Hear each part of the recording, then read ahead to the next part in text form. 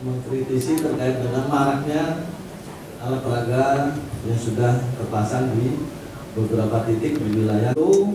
Kami sampaikan bahwa Bawaslu sudah menyampaikan himbauan kepada Gubernur Kalimantan Selatan Sabiri Nur melalui Badan Kesatuan Bangsa dan Politik Bakes Bangpol Kalimantan Selatan menggelar pendidikan politik bagi masyarakat insan pers dengan perwakilan media massa.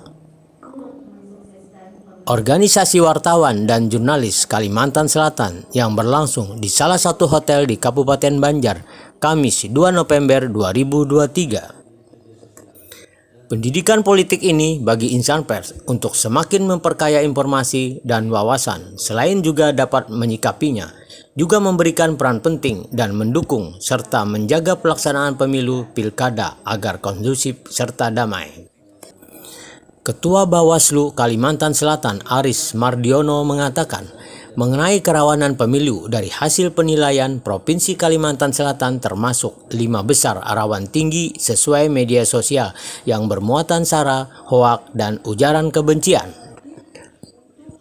Yang pertama DKI Jakarta, yang kedua Maluku Utara, yang ketiga Bangka Belitung, keempat Jawa Barat, dan kelima Provinsi Kalimantan Selatan berdasarkan hasil scoring tersebut di media sosial. Kampanye di media sosial dari hasil penilaian yang scoring yang sudah dilakukan oleh Bawaslu RI bersama para pakar dan pegiat pemilu, hasilnya bahwa Provinsi Kalimantan Selatan itu masuk 5 besar rawan tinggi terkait dengan kampanye di media sosial yang bermuatan sara, hoax, dan juga ujaran kebencian. Nomor pertama itu DKI Jakarta, kedua Maluku Utara, ketiga Bangka Belitung, keempat Jawa Barat, kelima Provinsi Kalimantan Selatan. Nah, berdasarkan hasil scoring IKP tersebut di dimensi media sosial, maka ini menjadi tugas bagi Bawaslu Provinsi Kalimantan Selatan untuk lebih meningkatkan pencegahan, melibatkan banyak pihak untuk berpartisipasi agar media sosial pada masa kampanye sampai nanti pungut hitung itu tidak diwarnai dengan narasi-narasi ujaran kebencian, hoax maupun sara. Tentu juga dengan instansi-instansi terkait stakeholder, kita juga berupaya untuk menekan agar ini masa di media sosial itu tidak diwarnai dengan maraknya atau masifnya konten yang berbau sara, ujaran kebencian maupun hoax. Pencegahan itu dengan meningkatkan pengawasan partisipatif, ada juga pelibatan komunitas digital yang itu akan terus dilakukan oleh Bawaslu supaya tidak hanya Bawaslu secara kelembagaan tapi juga munculnya partisipasi publik untuk ikut serta memerangi 3 hal tadi, hoax, isu sara, dan juga ujaran kebencian. Dan melibatkan aparat hukum juga, Pak?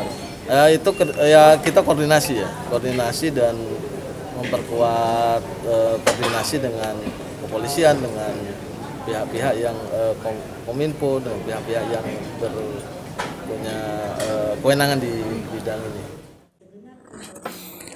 Menurut Ketua KPU Kalimantan Selatan, Andi Tenri Sompa, mengatakan untuk tahapan selanjutnya akan menetapkan DTC 3 November 2024 dan akan diumumkan pada tanggal 4 November 2024.